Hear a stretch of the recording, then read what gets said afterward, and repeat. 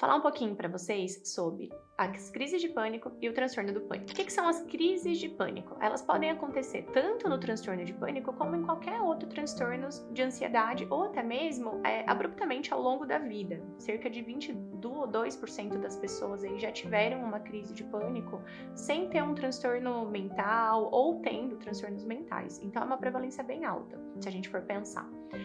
O que corresponde a uma crise de pânico? Então é uma sensação abrupta de medo, como se tivesse uma descarga adrenérgica acontecendo ali, que tem o pico em alguns minutos ali, 10 minutos, e uma duração de, em média, até 30 minutos. O que a pessoa pode sentir nessa crise? Né? Então é uma descarga que pode gerar o quê? Batedeira no peito, tremor, sudorese, sensação de um nó na garganta, uma bola na garganta, desconforto, às vezes abdominal, então sensação, por exemplo, de dores na barriga, náusea, vontade de vomitar, e às vezes até outros sintomas, que podem ser calafrios, sensação de calor, sensação de desrealização ou despersonalização, que são condições ali de se sentir fora de si mesmo, ou sentir que o ambiente está meio estranho, ou até gerar, por exemplo, a sensação de que você vai perder o controle ou enlouquecer. E muitas pessoas também têm muito medo de morrer durante essas crises.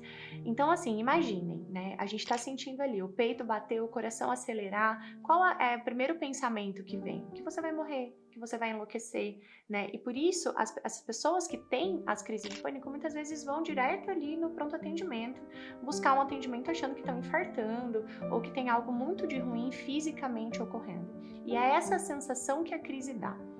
O que diferencia uma crise de pânico de um transtorno do pânico? Quando a gente já fecha o diagnóstico do transtorno do pânico.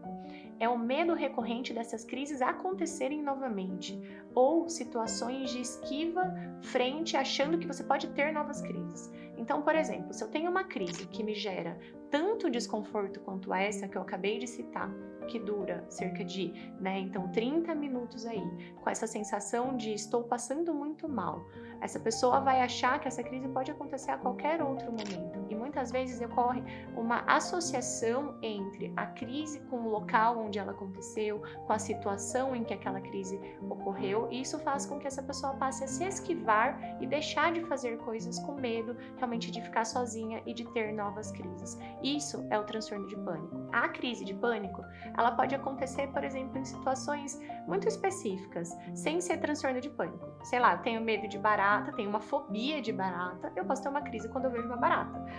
Eu tenho muito medo de falar em público e durante uma apresentação em público eu posso ter uma crise. Então a crise não necessariamente é transtorno de pânico. Um outro ponto que eu acho super interessante de falar é que a crise de pânico ela é muito específica, tá? Então, muitas vezes no consultório, o que eu acabo vendo? Pessoas que têm crises que não são crises de pânico, como essa que eu descrevi. São crises de angústia, em situações de muito estresse, em situações em que ela se sente mal por determinada coisa que aconteceu, e tendem a nominar essas crises como crises de pânico. Isso não é crise de pânico. Tá? Existem crises em determinadas situações ou momentos em que existe um desconforto, mas a crise de pânico ela é bem específica. Ela tem que ter a presença desses sintomas que eu falei, não necessariamente todos, mas tem que ter esses sintomas, e ela tem um período de início e normalmente ela tem um período de fim, né? Então ela se inicia, termina ali por volta de 30 minutos, pode durar um pouquinho mais, mas tem começo, meio e fim. Tá? Então é diferente de uma crise de angústia e o tratamento é totalmente diferente. É o que eu explico para os pacientes, que eles têm que aprender a identificar o que eles sentem, dar nome aos sentimentos que eles estão tendo, até para a gente poder diferenciar o que é uma crise da outra. Então, voltando àquilo que eu estava falando antes, sobre a crise de pânico. Aquele alarme que aconteceu no seu organismo é um alarme falso. Só que o cérebro nosso não entende isso, que é um alarme falso, que aquela sensação pode não ter sido provocada por situação nenhuma, né? Então, o nosso cérebro entende aquilo e acaba aprendendo que aquele alarme pode acontecer em determinadas situações. Isso é péssimo pra gente, porque isso faz com que quem tem as crises de pânico passe a ter medo dessas novas crises e entenda determinadas situações ou sensações, até mesmo corporais, como pródromos, por exemplo, o pródromo seria, eu sentir algo que me gera aquele desconforto e achar que a crise está pronta para acontecer a qualquer momento. Então, por exemplo, se eu tô fazendo exercício físico e eu começo a sentir ataque cardíaco que o exercício físico naturalmente poderia provocar no meu corpo, algumas pessoas e o nosso cérebro poderia associar esse aumento da frequência cardíaca ao pródromo de uma crise de pânico. Então, qual é o natural que essas pessoas fazem, quem tem o transtorno de pânico? Eu vou deixar de fazer exercício físico, porque toda vez que aumenta a minha frequência cardíaca, posso ter uma crise de pânico. Outras situações. Essas pessoas, elas deixam muitas vezes até de dirigir por ter medo da crise acontecer quando você está dirigindo. Eu vou deixar de fazer as coisas sozinha, porque toda vez que eu tô sozinha, se eu tiver uma crise, quem pode me ajudar? Eu não viajo mais de avião, eu não durmo mais sozinha. E isso vai gerando uma série de sintomas e comportamentos evitativos que prejudicam muito essa pessoa na vida social, na vida dela. Então, um dos exemplos, por exemplo, é pacientes que às vezes eu vejo no consultório com transtorno de pânico que chegam pra mim e falam assim: Carol, tá tudo bem, estou ótima, não tive crises esse último mês. Eu falo: que bom, você não teve crise, mas como foi o seu último mês? Eu fiquei só em casa. Eu não saí pra malhar, eu deixei de trabalhar, eu deixei de sair com os meus amigos, eu só saio acompanhada. Olha o tamanho do prejuízo que o transtorno pode gerar numa pessoa. Então, a gente precisa fazer o tratamento tanto de base medicamentoso, mas também o tratamento em psicoterapia para que essa pessoa possa enfrentar esses medos, se expor a essas situações sem ter tanto receio de ter as crises. Agora vem um outro ponto. Por que é que eu tenho crise de pânico? O que poderia fazer com que eu tivesse ou desenvolver essas crises ou o transtorno de pânico? Então, primeiramente, existe o fator genético.